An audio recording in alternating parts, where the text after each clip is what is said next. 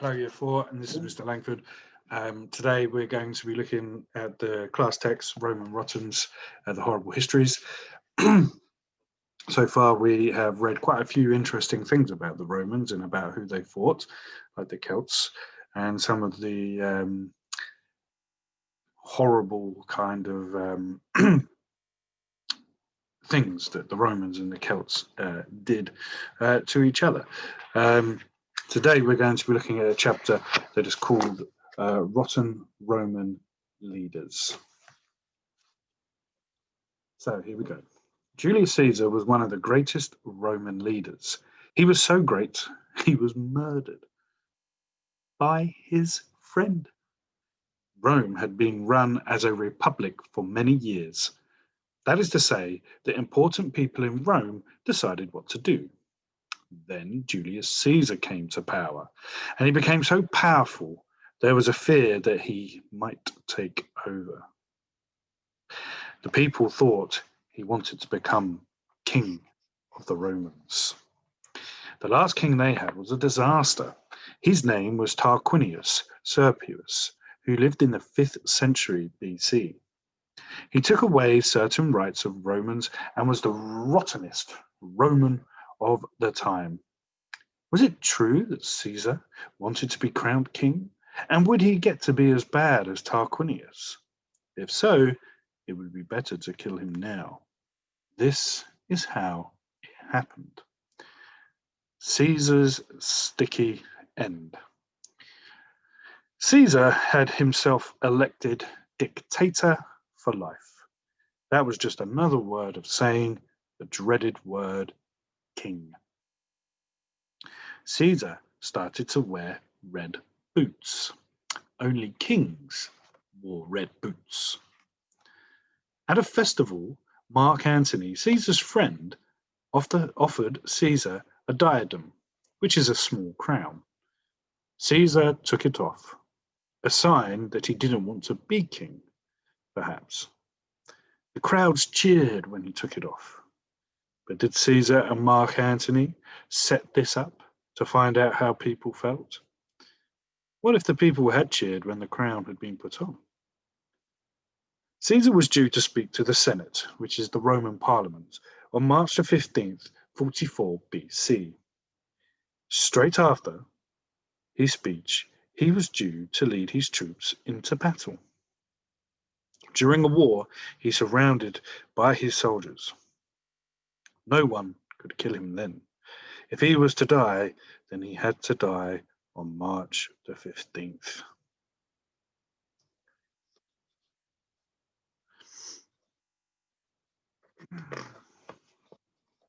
Caesar was a great believer in fate. If he was going to die, then there was nothing he could do about it. A fortune teller told Caesar not to go to the Senate on March the 15th. It didn't stop him. Caesar's wife asked him not to go to the Senate that day. She had terrible nightmares and a feeling that something bad would happen. That didn't stop him. Caesar felt ill on the morning of the 15th of March and was almost too ill to attend Senate. He was worse by the time he left.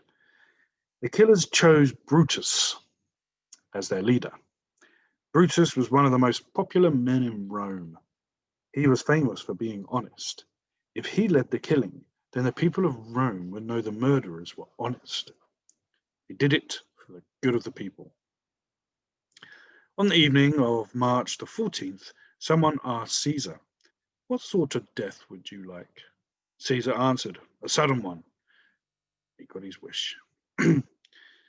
Plutarch told the grim and gory story. When Caesar entered the Senate, the senators all stood up as a sign of respect. Some of Brutus's gang slipped behind Caesar's chair, while others came to meet him. Simba grabbed Caesar's robe with both hands and pulled it from his neck. This was the signal for the attack. Cascar struck the first blow. His knife made a wound in Caesar's neck, but not a serious one, so that Caesar could still turn around, grab the knife, and hold on. The watchers were horrified. They didn't dare run away or help Caesar or even make a sound. Each assassin bared his dagger now. They all closed in on Caesar in a circle. They pushed him this way and that like a wild beast surrounded by hunters. Brutus stabbed Caesar in the groin. Above all, Caesar had trusted Brutus. Some say Caesar defended himself against all the rest. But when he saw Brutus coming at him with his dagger, he pulled his robe over his head and sunk down. The attackers pushed Caesar against a statue of his old enemy, Pompey. The statue became drenched with blood. Caesar received 23 wounds. Many of the assassins wounded each other as they fought to stick so many knives into one body. So a pretty gruesome end for Caesar there. Very gruesome indeed. Now, the killers made one mistake, and it was a big mistake. They didn't kill Mark Antony at the same time. Honest Brutus said it would be wrong. They were only out to stop wicked Caesar from becoming king. But it was Mark Antony who led a campaign of vengeance that destroyed the killers. Brutus committed suicide when he was defeated by Mark Antony at the Battle of Philippi in 42 BC. Caesar had left most of his fortune to his grandnephew, Octavian. Young Octavian became the sort of dictator that Caesar wanted to be, the thing the Romans feared. One ruled by one all-powerful man had returned, and some of the emperors that followed were 100 times worse than Julius Caesar. In fact, some of the Roman empires were pretty weird. Here are the rottenest Romans of all. We have Emperor Tiberius. His favorite saying was, "I don't care if they hate me, as long as they obey me." Know any teachers like that at school? The nastiest habit, breaking the legs of anyone who disobeyed him. His rottenest act. Tiberius needed a holiday. "I think I'll take a break," he announced. As the servants scuttled off to find their shin pads, he cried, "A holiday! I mean a holiday! A short break on the island of Capri off the south coast of Italy would be very nice." He had only been there a few days when a humble Capri fisherman caught a large crab and a huge mullet fish. The poor man decided that it would make a wonderful gift for the visiting emperor. The cliff was steep, there was no track, the mullet was heavy.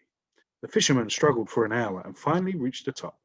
"Take me to the emperor," he pleaded with the guard. "The emperor wishes to be left alone today," the guard said, shaking his head. "It's the biggest mullet I've ever caught," the fisherman said proudly. "The gods meant it for the emperor. Tell the emperor I must see him." The guard shrugged. It was a boring life, standing on the top of the cliff watching the gulls. The emperor might order him to break the fisherman's legs. "I'll see what the emperor says," he smirked. 5 minutes later he returned and said with a grin, "The emperor will see you now." Poor little man dragged the huge fish into the emperor's room. "You'll be sorry," muttered the guard. As the fisherman stepped through the door, two huge guards grabbed his arms.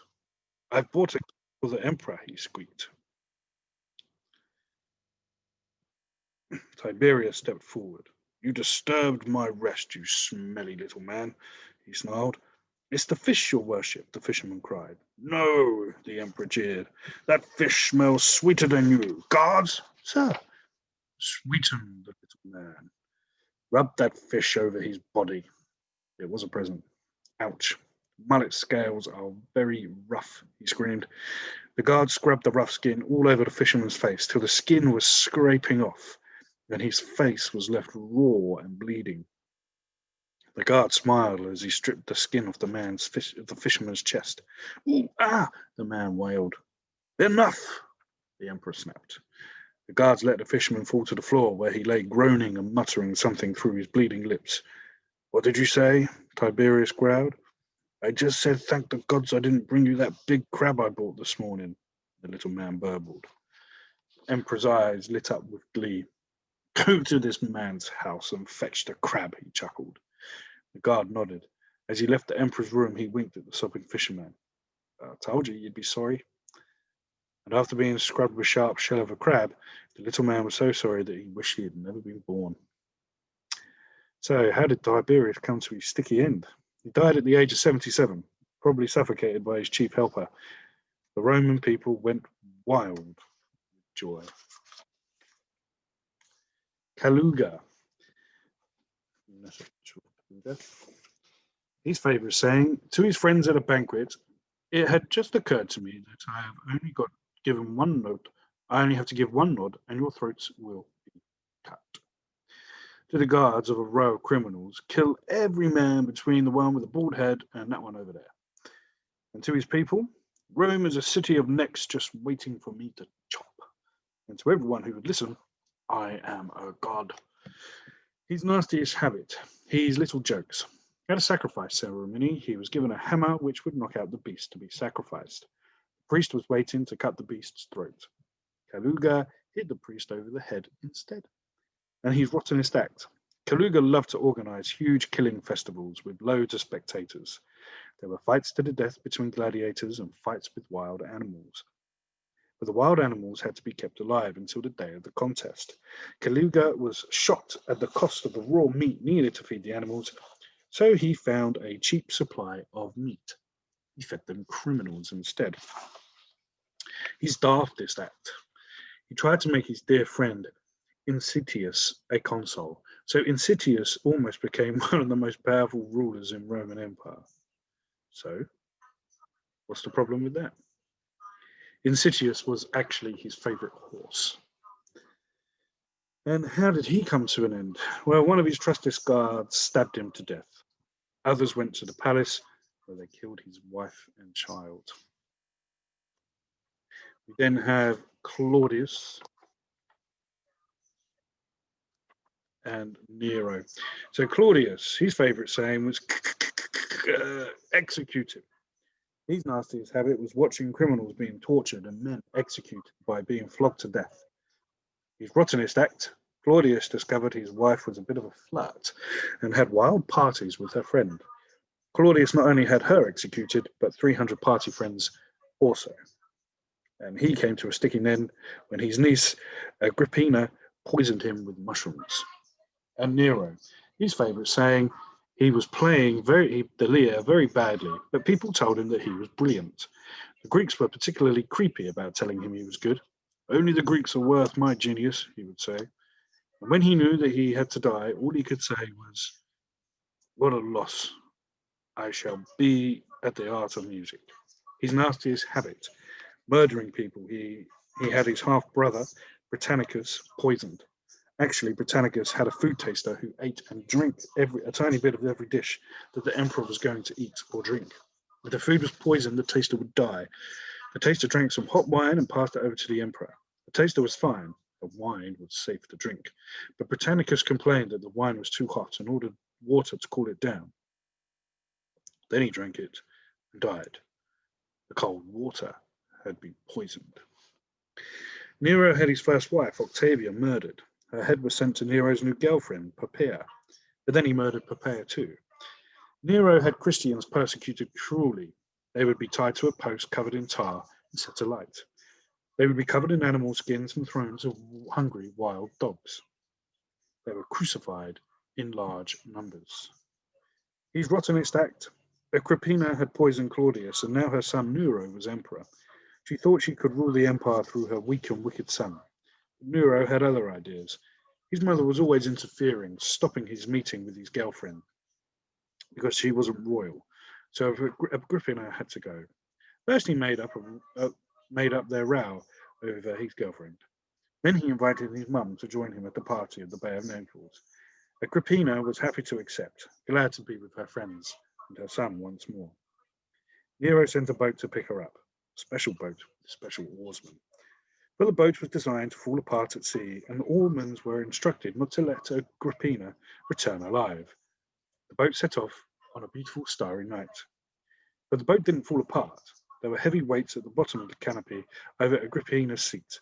At the right moment, when they were to crash through the canopy, kill Agrippina and fall through the bottom of the boat to sink it. Everyone would say the boat had hit a rock. Sad accident. Poor Nero, losing his loving mother. But that was meant to happen. But when the weights fell through the roof, they killed Agrippina's friend. Agrippina and her other friend, Acirinina, escaped, and the boat didn't sink. The oarsmen tried to rock the boat to capsize it. That's when Acirinina did a brave thing. She began to cry out, "Save me! I am Agrippina, the emperor's mother. I am Agrippina." And in the darkness, the oarsmen believed her. They battered her to death with oars, while the real Agrippina slipped over the side and escaped back to her palace. She had sent a message to Nero saying what a lucky escape she had. Nero was furious. He decided to make sure the next time he sent two murderers. So he sent two murderers to her palace. Agrippina thought they'd come from Nero to find out if she was all right. As the first one battered her with a club, she realized her mistake. When the other drew his sword, she bared her stomach and invited him to stab her where the ungrateful Nero had come from, and he did. Nero reported that she had killed herself. The sticky end for Nero, when he knew that the Roman army had deserted him and rebels were coming to arrest him, he placed the sword to his throat. One of his friends gave him a push. The arresting officer arrived as he bled to death. Very grim. Okay, we're going to stop there. We've read quite a bit today. So hope you're enjoying the book. If you've got any comments, leave them on your team's page or on Tapestry. All right, see you later, guys.